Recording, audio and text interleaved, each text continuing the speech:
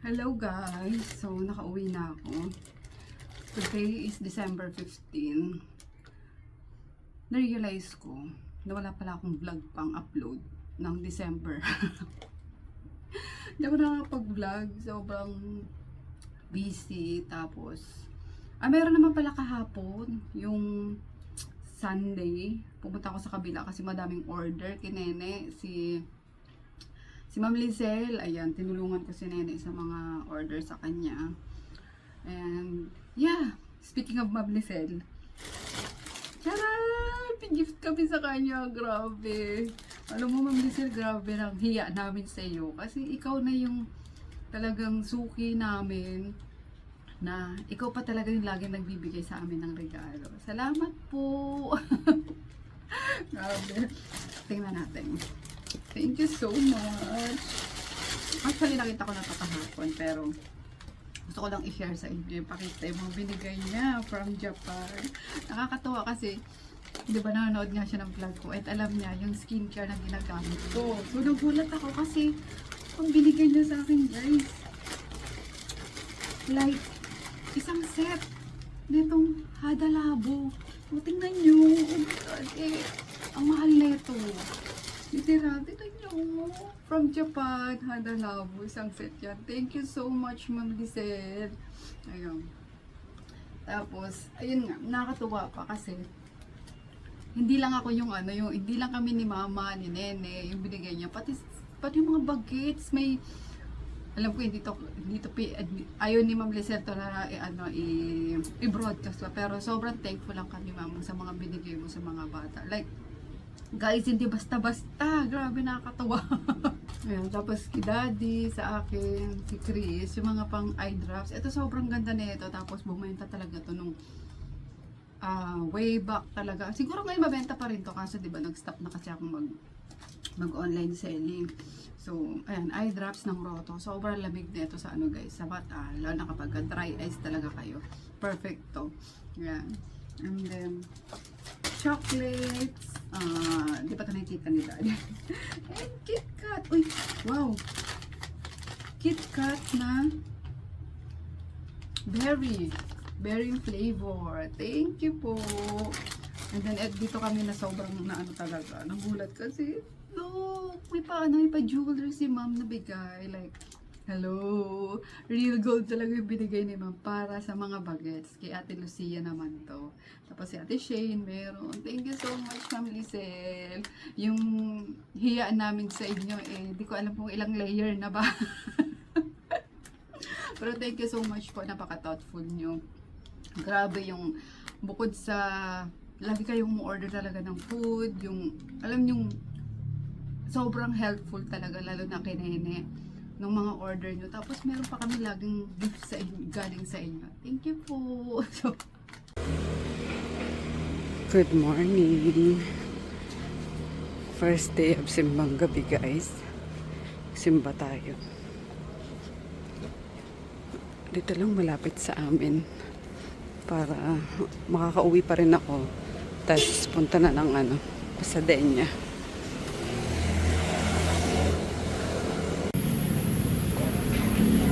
Naghanap ako ng puto bongbong. Walang nagtitinda doon malapit sa sa church. Ito kaya? Ay, hindi. Puro ulam. Anyway, ayan. Madilim pang langit.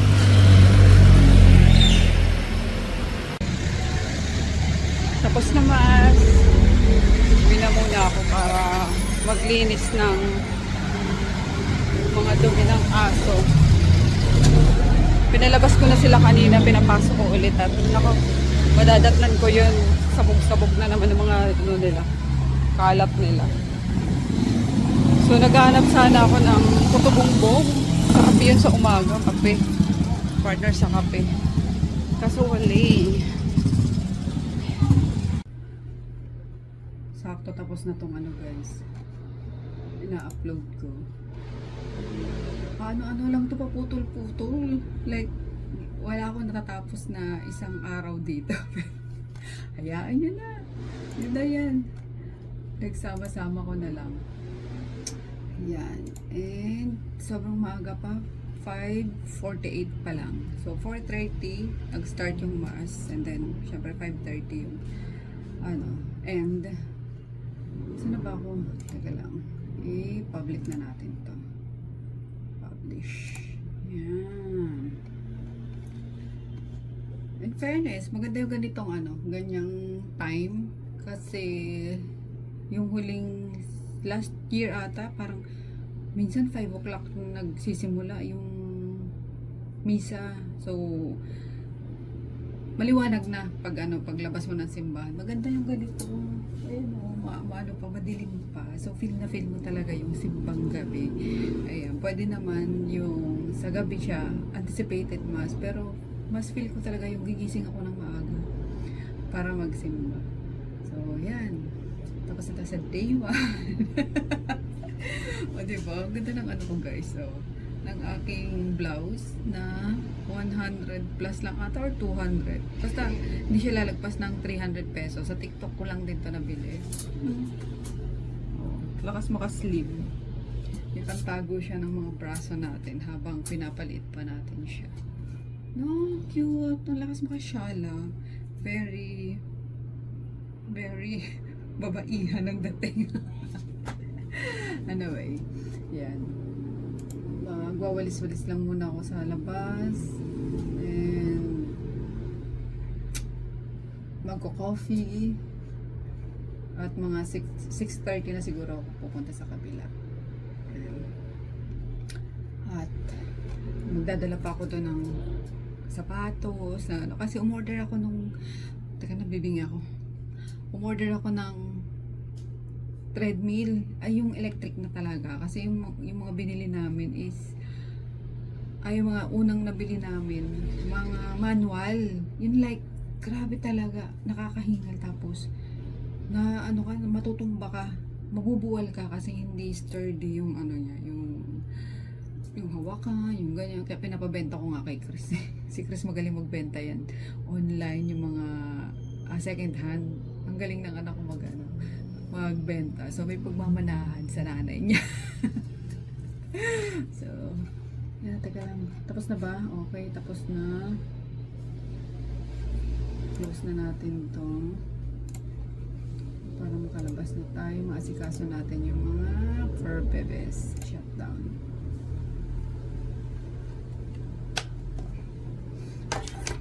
Actually, mas maaga pa ako sa alarm ko, guys, nagising. Nag-alarm ako ng 4. Nagising ako ng 1:30. Grabe, dahil na naman yun sa ginaw. Dahil sa aircon. Kaya pinatay ko na naman, tapos na alimpungatan ata si daddy kasi nag-check ako ng cellphone. Sabi niya, ang aga pa. Sabi ko, hindi ako makatulog kasi ang lamig, ang ginaw. Yun. Ganun talaga, guys, pag nagtitricepatite. Or hindi, ilan na yung nababasa ko na naging lamikin. So ilan lang naman yun sa mga side effects. Pero okay lang, tolerable naman. Pero ayun nga, kailangan gumising para patayin ang aircon. Tapos ang dami nag-i-inquire sa akin international regarding sa peptide. Ayun nga, re-replyan natin later.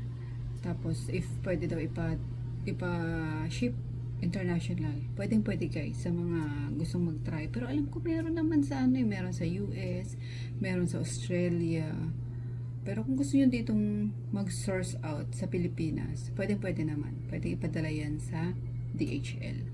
So, yeah, or kung may mga friend kayo na nagbabakasyon dito sa Pilipinas, pwede nyo ipa-hand carry nila. Kasi sobrang liit lang naman nun. Like, ganun lang. So, kahit ilagay lang nila yun sa nila, diba? Sa mga sa bag, yung ganyan. So, pwede. Makiusap na lang kayo. Yan.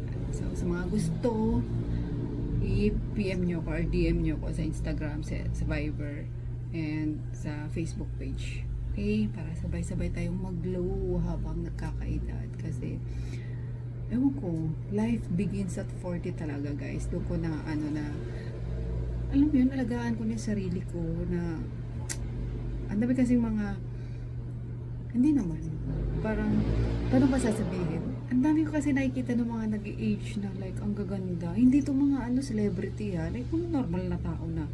Alam mo yun, mga nasa 50 years old pero grabe lang young looking, yung mga skin nila, yung ganun. Siguro daw yun ang mga walang problema.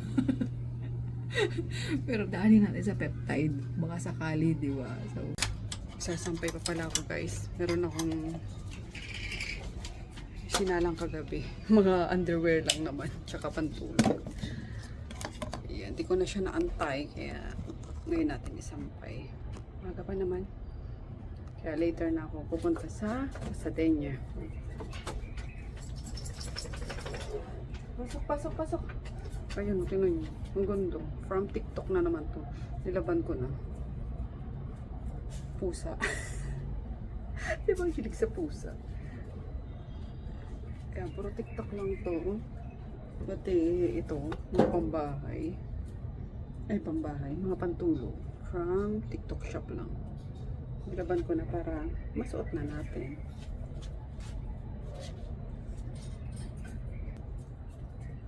Ginger ur. Ay, tapos si Sumi mamaya, babalik namin sa vet. Medyo okay na siya. Na ano siya guys, hindi natuloy yung pregnancy niya. Parang walang heartbeat. Kasi pinaano namin, di ba, nibila namin sa vet. Pina-ultrasound namin. Walang heartbeat yung mga kittens niya. Sayang. 4 pa naman yung ang cute. Ang cute pala sa ano, sa tagdat. Kahit na hindi pa siya buo, pero may kita mo yung mga, alam mo yung, hindi siya image. Parang, imagine mo na lang kasi, di ba? Pag ultrasound. Oh, cute. Kaso wala, hindi na tuloy. Siguro yun dahil sa pagkakalaglag niya, sa kulungan niya, sa bago niyang cage. Kasi hindi siya marunong mag-ano, alam mo yun, dumidiretso siya sa baba kasi 3 palapag yun, dumidiretso siya pababa. So, hinala namin doon nga, sayang. Buti pang hindi muna namin nilipat. Pero, ano na namin yun, ipapaspay na namin. Hindi na namin siya pa bubuntisin. Yan. Kasi, para tumaba, ang hirap patabain ni Miwa. Yan, pati yung mga, ano ko guys, mga apron ko. Ayan, pati yung mga apron, parang once ko na lang siya ginagamit. Kasi nga, di ba nag-iihaw kami, dumidikit yung yung lansa. Kaya, nilalaban ko agad. Good morning! Kakauwi ko lang guys. Galing simbang gabi. Yan, second day. Teka lang ako yung umuwi ulit at maglinis muna tayo. Itong binilin ko, sabi ko, gisingin yung anak niya ng alas 5 at nagpapagising. May finals kasi exam. Wala, pagbalik ko tulog pa rin. Magkakaloka. So, linis muna tayo, coffee, and then punta na sa kabila of course para magtinda. And speaking of tinda, hanggang tomorrow na lang kami guys. Thursday. Kasi ano na, puro Christmas party na. Diba? And may mga order pa si Neneng na tanguan until 23. So, kailangan mag-prepare na. So, good morning! Day 5 ng simbang gabi guys. Hindi na ako nagkilay. Kasi wala na kaming tinda. It's Saturday din naman ngayon. Yan, tapos ayun nga, wala na kaming tinda kasi nag last day na kami nung Thursday. Yan, kahapon Friday, yung tapsihan na lang yung nag-open kasi may mga order ng mga pizza, yung mga ganyan, at Christmas party ng school. Ayan. And maraming order kinene kahapon ng mga bilao. Tapos, ano pa ba? Wala akong vlog guys nitong week na to. Ewan ko kung bakit. Yan. And then, sila Jiban nasa biyahe na ngayon. Pauwi na rin ng Pangasinan. Yan. Today is December 20. Teka lang. Edit nga tayo. Total wala naman ang pasok kasi after simbang gabi, umuwi muna ako dito sa bahay. Maglilinis ng konti and then pupunta na sa Pasadena. So since start na ng bakasyon ngayon namin, si Nene meron pang mga order. May na-accept pa siya pero hanggang 23 lang guys. Hindi na ang dami pa actually nagme-message sa page, sa Facebook ko. Miss Mafi, yung mga viewer, Miss Mafi baka pwede pang sa December 23 or December 24. Kaso guys, pasensya na kayo. Hindi pa talaga kaya ng kapatid ko. As in, yung ngayon, mga napagbigyan lang yun. Yan, kasi medyo okay na ang kapatid ko. Pero hindi niya talaga, hindi pa nanunumbalik yung niya. Wait lang.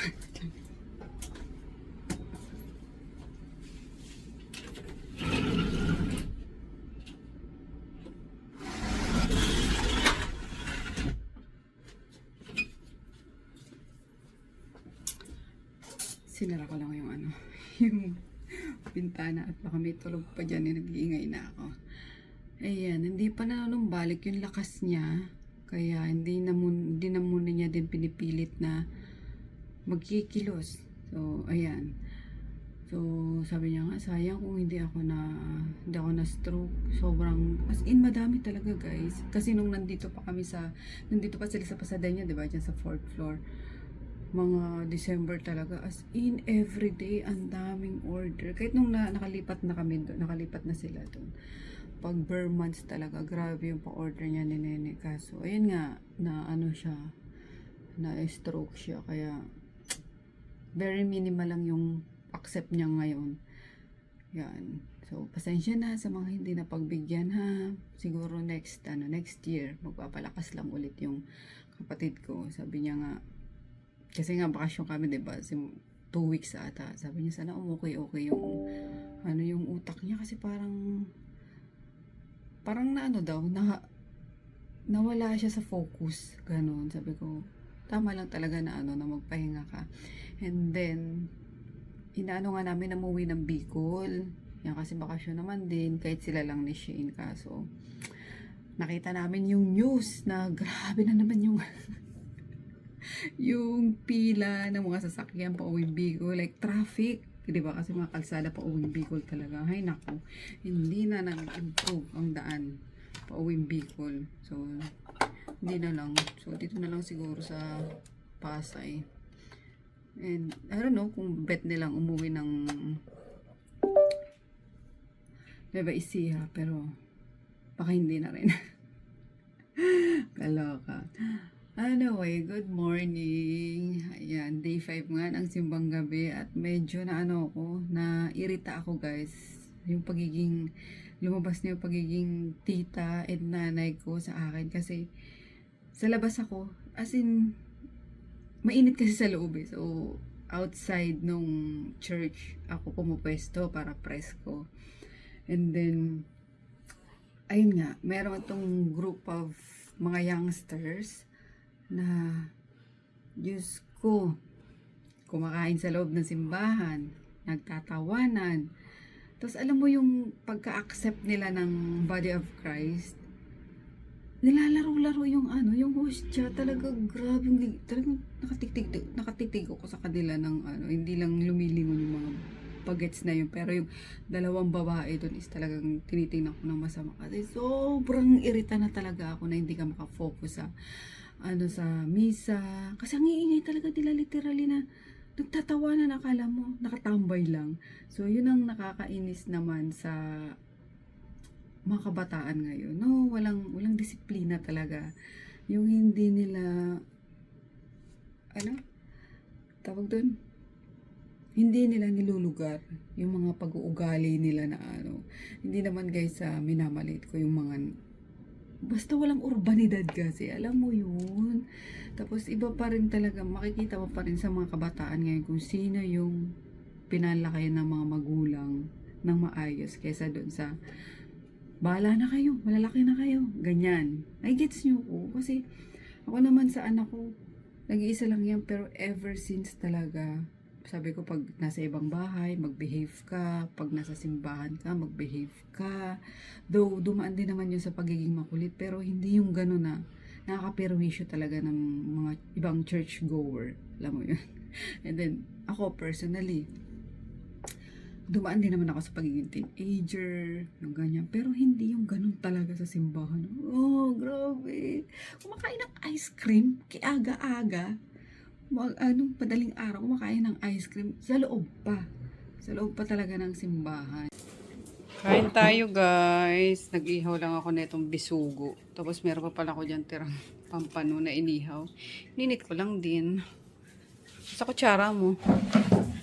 Tsaka, laing kahapon kinene. Humingi ako. Ninit ko lang din. Ayun, sorry sa ano. Sa kutsarang kanin.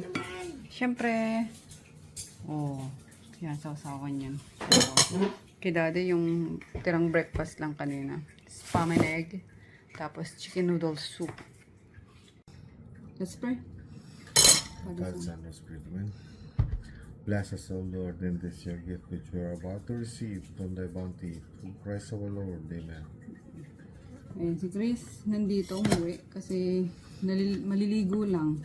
Pang ilang gabi na ba yung wala dito? Dalawa. Hindi ko kailangan. Doon natutulog sa pasadel niya. Gawa ng sira yung saksakan namin, mga saksakan namin dito.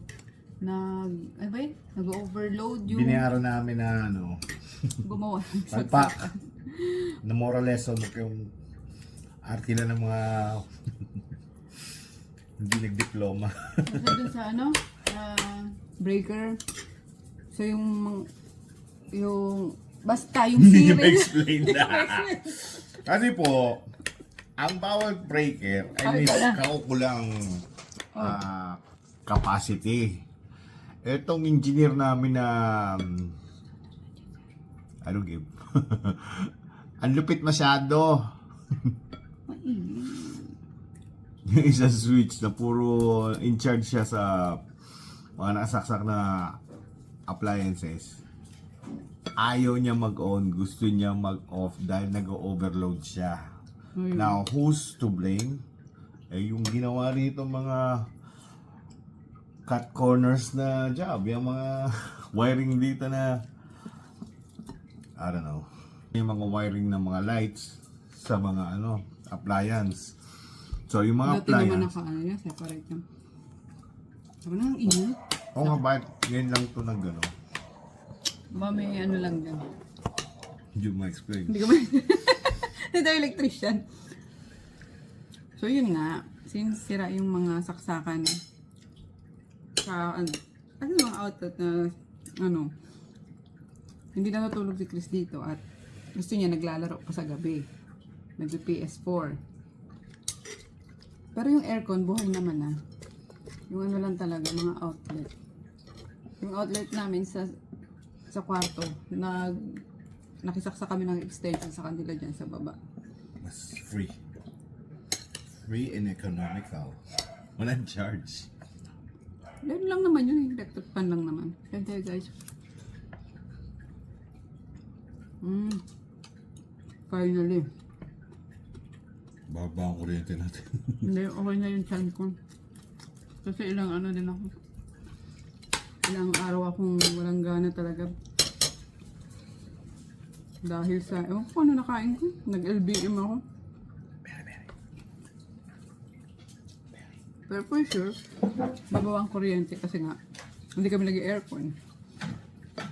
Ng ilang araw na. Good morning! Happy 6th day. 6th day? O, tama. Happy Sunday, dapat yung sasabihin ko. Ayan, 6th day na ng simbang gabi. And, yeah, nagawa natin ulit.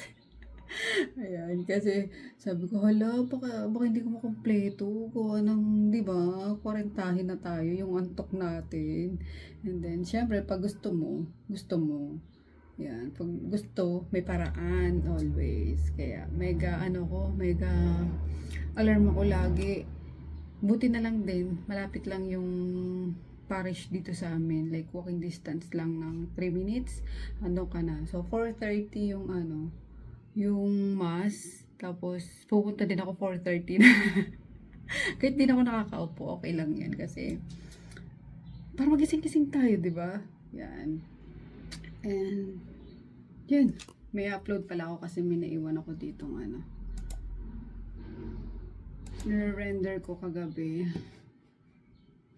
Tapos, maghapon na kami dito sa bahay. Ayan, hindi kami lumalabas at grabe nga yung traffic. Ayokong ma-stress sa labas, you know. And, yan. Teka lang, ano pinagsasabi ko.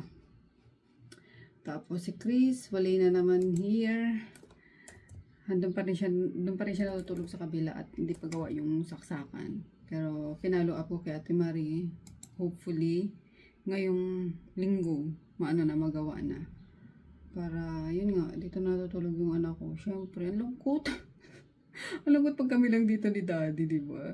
Eh, siya naglalaro din sa tablet. Tapos, ako, since walang pasadenya, walang tinda, nakaka-boring. Or, I mean, kahit naman nandito si Chris, parang wala din naman pakialam yun. Lagi nasa kwarto niya. Pero at least, alam ko, kumpleto kami dito sa bahay, diba? So, yeah. Good morning. Ano ba ito title ko dito?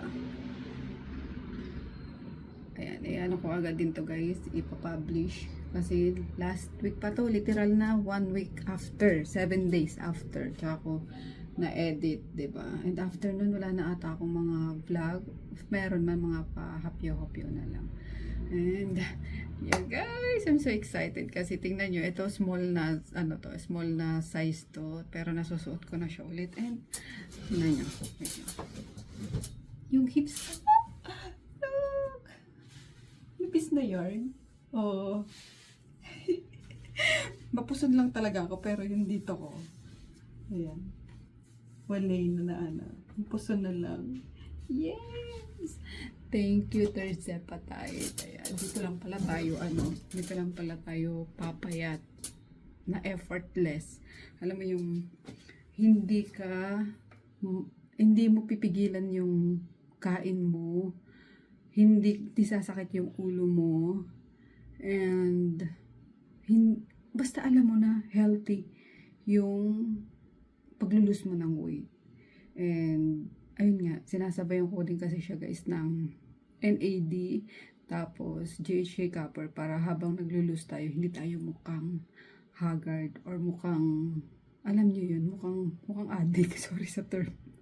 Diba? So, yeah. Life begins at 40 talaga. Anyway, ayun, kung gusto nyo guys, meron pa ako dito meron pa akong available ata na 4 sets. So, kompleto na yun. Good for 12 shots na. Ayan, kung gusto nyo lang, okay? Kasi kumuha ko ng marami. Actually, pang personal use ko yun. Kasi nag-promo. So, ayan, kumuha ako. And then, if ever gusto nyo, and natatakot kayong bumili online, kasi di ba ang daming naglipa ng mga seller ngayon, yung mga ganyan, tapos mga walang brand. Yung sa akin guys, may brand, pero sobrang affordable. I swear guys, mamatay man, sobrang affordable. Kasi yung unang ginamit ko like 9K.